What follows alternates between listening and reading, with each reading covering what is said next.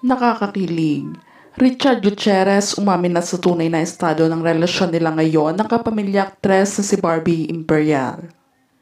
Tila nitong araw nga lang pumutok sa buong social media ang ibinahagi ng isang netizens kung saan spotted na namataan na magkasama sa South Korea ang kapusohang aktor na si Richard Gutierrez at kapamilya star na si Barbie Imperial.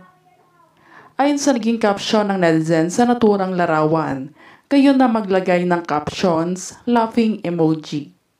Pagbabahagi pa nito sa mismong comment section naman ng kanyang FB post, kinuwento ng uploader ang pagpapaselfie niya kay Barbie.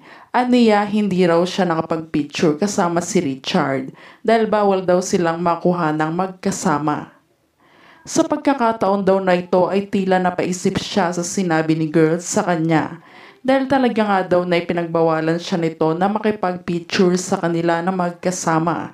Kaya naman magkahiwalay na larawan ay na-upload ito ng netizens na ito. Ayon pa sa netizens, pero mabait si girl. Nakipagkwentuhan pa siya konti sa akin. Sabi ko Bicolan ng mama ko. Kasama din pala ni mama niya. Andyan po si mama, tinuro niya. Marunong daw ako mag-Bicol, sabi ko konti lang. Kasi laking Manila ako. Life nila yan, kaya we respect yung choice nila lalo na sa love life. Subalit sa kabila naman nito ay marami namang netizens ang nagulat at may ilan na nagalit nang makitang magkasama ang mga ito at hindi nga nakapagpigil na magsabi ng hindi maganda sa dalawa. Dahil sa kahiwalay pa nga lang daw ni Richard sa ex-wife nitong si Sara Labati. Ayon pa sa komento ng mga ito. Samantala sa mainit at patuloy na pagtrending nga ng larawan nila na magkasama ay nanatili namang tahimik sa media ang dalawa. Marami nga ring netizens at fans ng mga ito ang nagme-mention kay Sara Labati kung ano nga magiging reaksyon nito sa pagkakaroon ng relasyon ni Richard kay Barbie.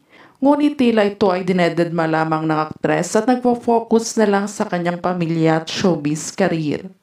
Dahil gano'n naman daw talaga sa showbiz na kailangan na ibang tao munang makaalam ng tinatagong relasyon na inihalin tulad nga nila sa hiwalayang MJ at Paulo Contis na naging third party naman ay si Yen Santos na makailang buwan nga lang ay sinapubliko ang relasyon ng mga ito.